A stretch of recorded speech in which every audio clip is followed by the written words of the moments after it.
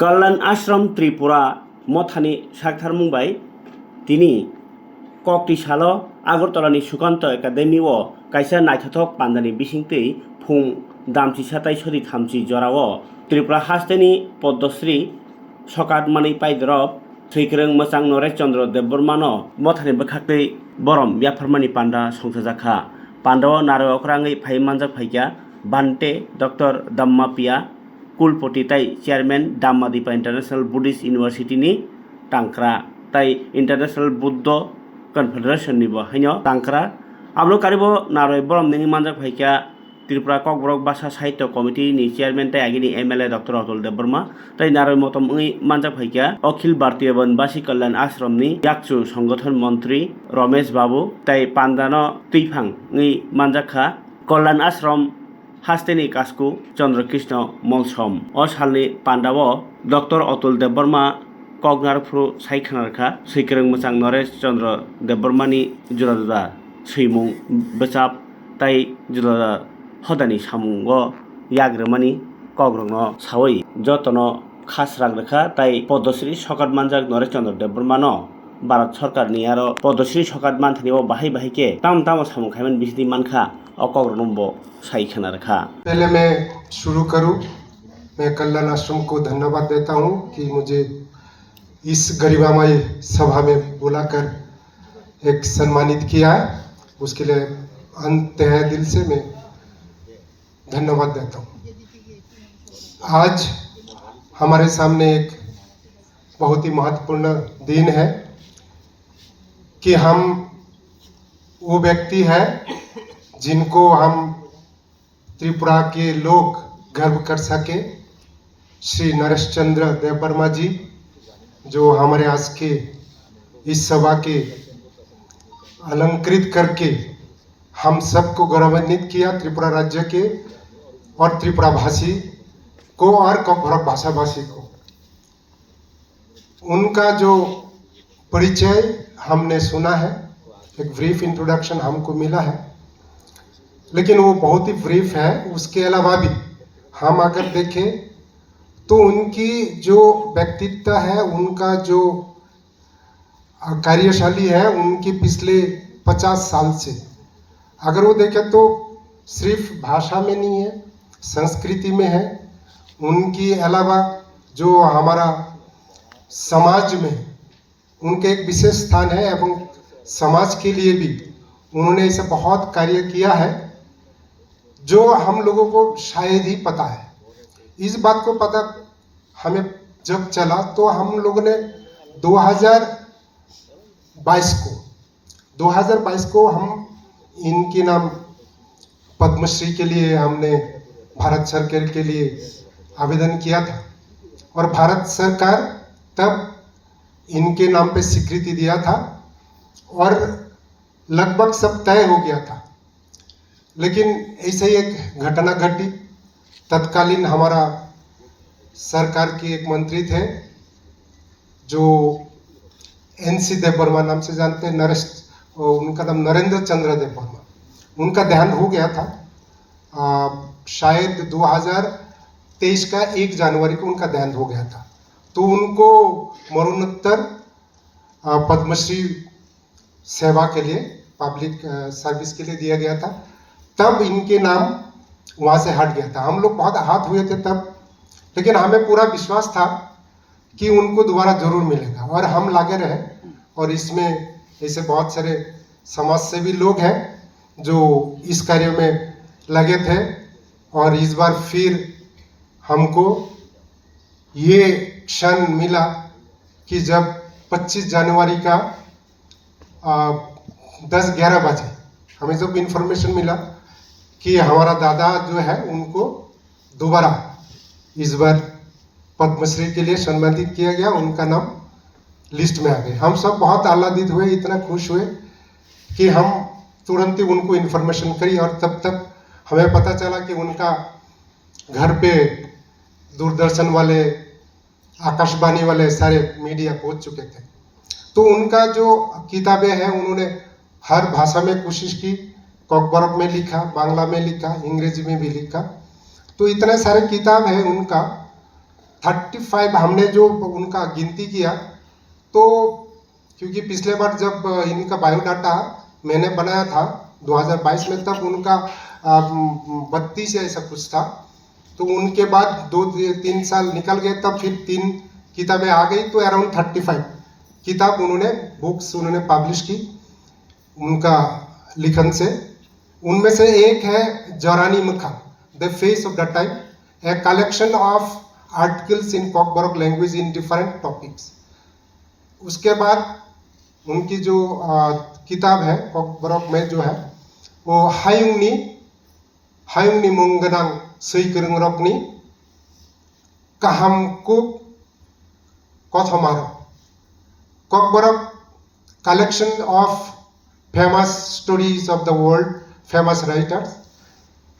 उसके बाद स्वामी विवेकानंद और उनकी जो उपदेश, ये Kokborok translation of Swami Vivekananda and his message.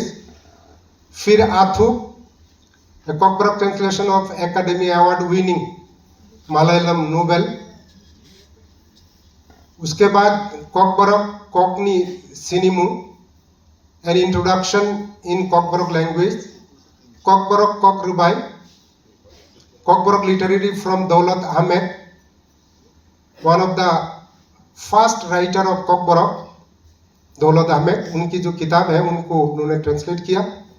बरकनी थानी माथांगनाई, it's a translation by, we must go back to the people.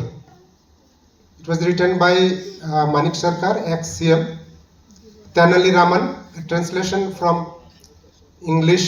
It's a famous story of the children. Mahatma Gandhi, Bini Sejak Kurini, Kharwaino Sirngu, Kharwai Sirngu. Cockborough translation of Mahatma Gandhi, a study of his message of non-violence. उसके बाद त्रिपुरानी पुइला कथमायु, is the translation of the first novel of Cockborough by Sudhana Devbarma. Then we have Bengali books written by him, Cockborock Bhasha Sahityer Kromobikash, the development of Cockborock language and its literature, gradual development. Prashango Cockborock Ker Manno Bhasha, in the context of standardization of Cockborock language, Cockborock Bhashar Porichoy, an introduction to the Cockborock language, Cockborockeর বংশ পরিচয়, লিখন পদ্ধতি, ব্যাকরণ ও ভাষা বিকাশ, an introduction to lineage, writing method, grammar and language development of Cockborock language. And we have Chatim, a translation of Cockborock novel by Sudhana Devbarma in Bengali, and Cockborock Bhasha Parikrama, the Cockborock language planning. उसके बाद we have books in English that is translated in English, Cockborock Kalai, and an easy Cockborock grammar by Daulat Ahmed, that is translated into English. Firogi Faidi, a book of songs by Sonacharan Devbarma, Shifting Cultivation of Tripura. Then Hachukni Khorang, Jadu Kalija, a Cockborock folk song compilation by Upendra Devbarma. Baskura Bolongni Kerangkothamatai, Cherma Tuisani Kerangkothama, a book of collection of Cockborock folk tales by Upendra Devbarma. Chethuang, again the first novel of Cockborock by Sudhana Devbarma. Then 5 books of Cockborock folk tales written in drama form by Upendra Devbarma, this published by Tribal Research Institute. These are the books. Apart from them, he has some of the joint author like Cockborock Koklop Bucha, a book of Cockborock poems. Then Tripurar Adibashi, Cockborock Kokru by Bucha, a collection of Kokborok essays किताब उन्होंने लिखे। I think इसमें 3-4 और किताब listed नहीं है जो मैंने कलेक्शन किया था। तो ऐसे किताब उन्होंने लिखा। तो इतना जो इनका एक फाउंडेशन बनाया, जो कॉकबरक भाषा के लिए उन्होंने साहित्य रचना कि उसके साथ साथ सबसे ज्यादा कि कॉकबरक भाषा को एक स्ट्रक्चर, जो एक फ्रेम देने के लिए, जो एक बिल्डिंग का स्ट्रक्चर बनाने के लिए, जो बिल्डिंग का फाउंडेशन बनाने के लिए जैसे जरूरत होता है, ऐसे ही उन्होंने कॉकबरक भाषा के लिए एक फाउंडेशन तैयार किया। और यही जो है आज कॉकबरक की जो हम लोग देखते हैं कि त्रिपुरा यूनिवर्सिटी में और यहाँ पे जो MBB यूनिवर्सिटी में और भी यहाँ पे इक्फा यूनिवर्सिटी, बहुत सारे स्कूलों में, कॉलेजों में जो कॉकबरक का आजकल टीचिंग्स होता है, शिक्षा होता है, उसका जो एक फाउंडेशन बना। और उसके बिना आज कॉकबरक का जो हम लोग ग्रेजुएशन पोस्ट ग्रेजुएशन कर रहे हैं, हम कल्पना भी नहीं कर सकते। तो ऐसे व्यक्तित्व को जो भारत सरकार पद्मश्री भूषण देकर सही सम्मानित किया और हम सब गर्वान्वित हैं। और मेरी तरफ से मैं दोबारा उनको कंग्रेचुलेशन, अभिनंदन, उनका दीर्घायु रहे और सुशास्त्र। इतना कहते हुए मैं अपना संक्षिप्त अपना भाषण पे है विराम देता हूँ। सबको नमस्कार।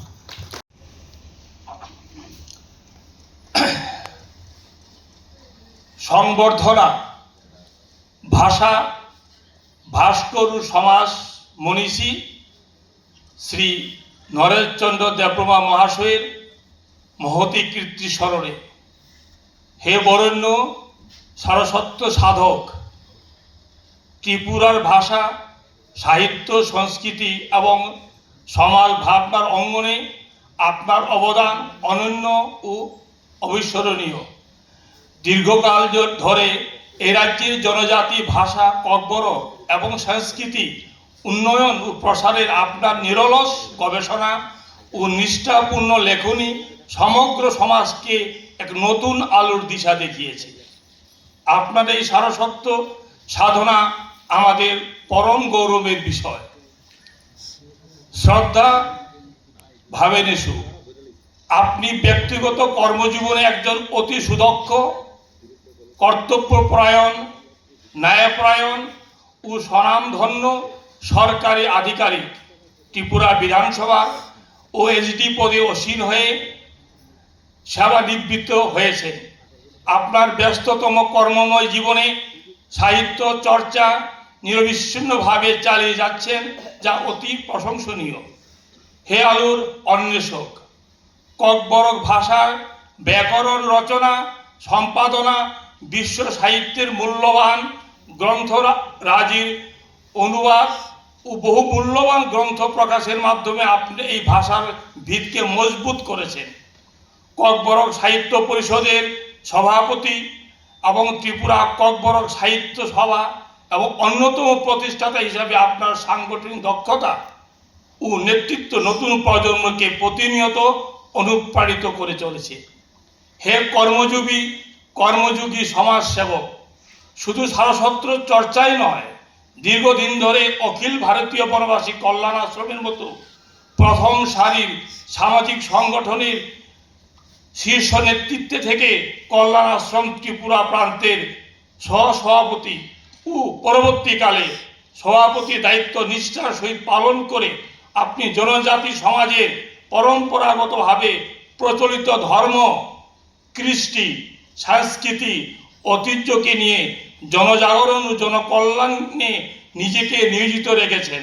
আপনার এই নিঃস্বার্থ সমাজসেবা ও মানবিক কর্ম প্রচেষ্টা ত্রিপুরা সর্বস্তরে মানুষের হৃদয়ে গভীর শ্রদ্ধার আসন লাভ করেছে।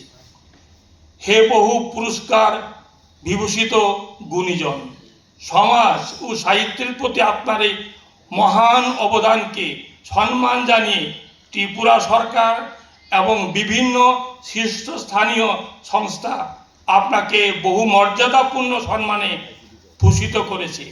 আপনি রবীন্দ্র পুরস্কার পেলেন 2017, Atal Bihari Vajpayee life long memorial পুরস্কার 2021, ত্রিপুরা ভূষণ সম্মান 2024, ককবরক দিবস উপলক্ষে এনিমেন্ট টিচার অ্যাওয়ার্ড 2026, এমনকি ভারত প্রজাতন্ত্রের চতুর্থ সর্বোচ্চ বেসামরিক সম্মান পদ্মশ্রী পুরস্কার 2026 সহ আপনার ঝুলিতে থাকা অজস্র সম্মাননা মূলত আপনার কর্মের যোগ্য স্বীকৃতি।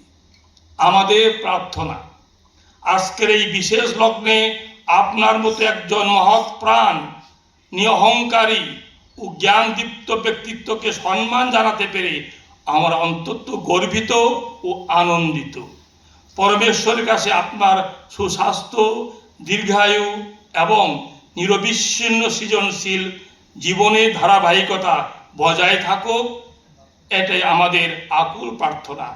বিনীত ই শ্রদ্ধাবনত কল্যাণ আশ্রম ত্রিপুরা, তারিখ 12 জুলাই 2026 ইংরেজি, আগরতলা, ত্রিপুরা।